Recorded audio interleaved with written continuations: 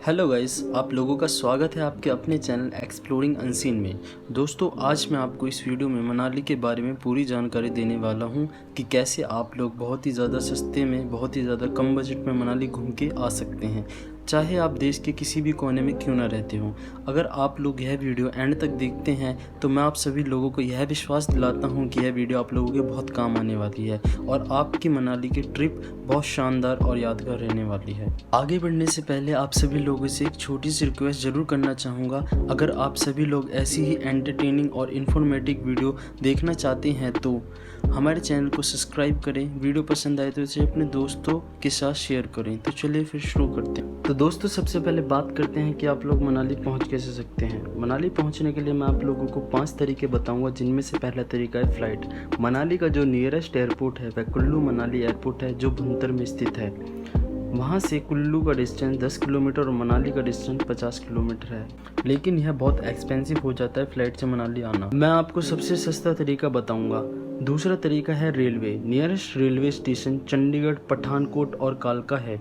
चंडीगढ़ से मनाली की दूरी 291 किलोमीटर, पठानकोट से 298, वहीं कालका से 282 किलोमीटर है। अगर आप ट्रेन से आने के इच्छुक हैं तो आप देश के किसी भी कोने में से इन 3 स्टेशनों पर पहुंच सकते हैं। वहां से आपको बसेस के ऑप्शन भी मिल जाएंगे। अगर आप वॉल्वो बस से आते हैं तो वह भी अवेलेबल है, जिसके चार्जेस 1000 से 1500 रुपये के बीच रहेंगे। चाहे आप ऑर्डिनरी बस ले सकते हैं हिमाचल प्रदेश की, जिसके लिए 500 से 600 रुपये चार्जेस किया जाएगा। चंडीगढ़, पठानकोट और कालका से मनाली तक का ये भी एक अच्छा ऑप्शन है अगर आप सस्ती यात्रा करना चाहते हैं तो। तीसरा एक तरीका है कि आप अपनी बाइक, कार या टैक्सी लेकर आएँ, लेकिन इसमें भी काफ़ी ज़्यादा खर्चा हो जाता है। अगर आप अपनी बाइक, कार या टैक्सी लेके आते हैं तो मनाली में एंट्री से पहले आप लोगों को ग्रीन टैक्स देना होगा। अगर आप बाइक लेकर आते हैं तो आप लोगों को 100 रुपये ग्रीन टैक्स देना होगा। अगर आप 5 सीटर कार लेके आते हैं तो आपको 200 रुपये ग्रीन टैक्स देना होगा। वहीं अगर आप 6 सीटर कार लेके आते हैं तो 300 रुपये, और आप टेम्पो ट्रैवल बस लेके आते हैं तो आपको 500 रुपये ग्रीन टैक्स देना होगा। इसके बाद ही आपको मनाली में एंट्री मिलेगी। चौथा तरीका है आप अपने किसी ट्रैवल एजेंट के थ्रू अपनी ट्रिप को बुक कर सकते हैं, लेकिन यह तरीका भी बहुत ज़्यादा कॉस्टली हो जाता है। मैं आपको एक और तरीका बताता हूँ कि आप ऑर्डिनरी बस से भी मनाली आ जा सकते हैं।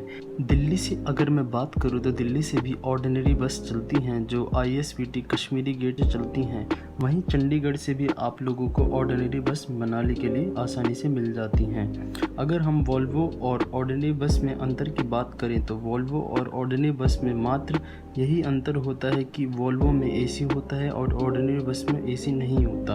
ऑर्डिनरी बस के जो चार्जेस हैं वो 600 से 700 रुपये लगते हैं आपके दिल्ली से मनाली तक। अगर आपको सबसे सस्ता तरीका जानना है तो यही सबसे सस्ता तरीका है मनाली आने का। इसकी बुकिंग आप ऑनलाइन, ऑफलाइन दोनों तरीके से कर सकते हैं। ऑनलाइन करने के लिए आप ऑर्डिनरी बस की ऑनलाइन वेबसाइट hrtchp.com पर जाकर ऑनलाइन टिकट बुक कर सकते हैं और अपनी सीट को रिजर्व कर सकते हैं। तो यह था तरीका मनाली पहुंचने का। 5 अलग अलग तरीके से मैंने आपको मनाली पहुंचने के तरीके बताए। जो आपको बेस्ट लगे आप उस तरीके से मनाली आ सकते हैं, चाहे आप देश के किसी भी कोने में क्यों ना रहते हों। आप इन्हीं 5 तरीके से मनाली किसी भी तरीके से पहुंच सकते हैं। दूसरी चीज़, अब मनाली पहुंचने के बाद बात आती है होटल बुकिंग करने की। होटल बुकिंग करने के 3 मेन तरीके हैं। आप ऑनलाइन होटल बुक कर सकते हैं। अगर आप अभी भी चेक करेंगे तो 1000 रुपये से लेकर 2000 रुपये तक के बीच में मनाली में आपको होटल देखने को मिलेंगे। अगर आपने अपने किसी ट्रैवल एजेंट के थ्रू पूरा टूर बुक किया है तो वह अपने होटल में आपको स्टे करवाएंगे। तीसरा सबसे बेस्ट ऑप्शन है, आप on the spot hotel booking कर सकते हैं। देखिए, अगर आप हिंदुस्तानी हैं तो यह क्वालिटी तो आप लोगों के DNA में ज़रूर होगी बार्गेनिंग करने की, और बार्गेनिंग करना सबसे बेस्ट है मनाली जैसी जगहों में। अब होटल में भी आप बार्गेनिंग कर सकते हैं। जी हाँ, अब आपको मनाली में 500 रुपये में भी होटल मिल सकता है अगर आपके अंदर बार्गेनिंग और सर्च करने का टैलेंट है। मॉल रोड के पास बहुत सारे होटल्स हैं। उन होटल्स में बहुत ज़्यादा प्राइस नहीं है। आपको 500 रुपये में बहुत शानदार रूम मिल जाता है। ऑनलाइन जिस रूम के चार्जेस आपको 1200 से 2000 देने होंगे, वहीं आपको ऑन द स्पॉट होटल में 500 रुपये में भी रूम मिल सकता है। But it depends on the season. अगर आप ऑफ सीज़न में जाते हैं, जो जुलाई से अक्टूबर तक का है तो आपके pass on the spot book करने का ऑप्शन है। बट अगर आप पीक सीज़न में जा रहे हैं तो बेस्ट रहेगा कि आप ऑनलाइन बुक करके जाएं। ऑनलाइन बुक करते समय हम भूल जाते हैं कि वहाँ से मेन मॉल रोड की दूरी कितनी है। कभी कभी होटल दूर होता है और हमें लोकल साइट्स विज़िट करने में काफ़ी ज़्यादा दिक्कतें आती हैं। ऑन द स्पॉट अगर हम होटल बुक करते हैं तो यह सब चीज़ें हम बहुत ईजिली देख सकते हैं। यह जो तरीका मैं आपको बता रहा हूँ यह बहुत ही ज़्यादा बेस्ट है।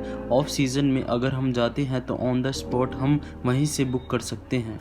अब सवाल उठता है कि हम अपना टूर कितने दिन का बनाएं। मेरे हिसाब से 2 दिन 2 रातों का सफिशिएंट है मनाली को एक्सप्लोर करने के लिए।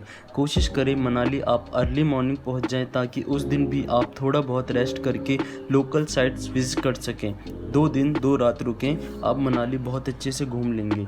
चलिए अब मनाली पहुंच गए, होटल बुकिंग भी कर लिया। अब बात आती है कहाँ कहाँ लोकल साइट विज़िट करें, कैसे मनाली को एक्सप्लोर करें, उसका क्या खर्चा रहेगा। सबसे सस्ता तरीका मैं आपको बताऊंगा मनाली को एक्सप्लोर करने का।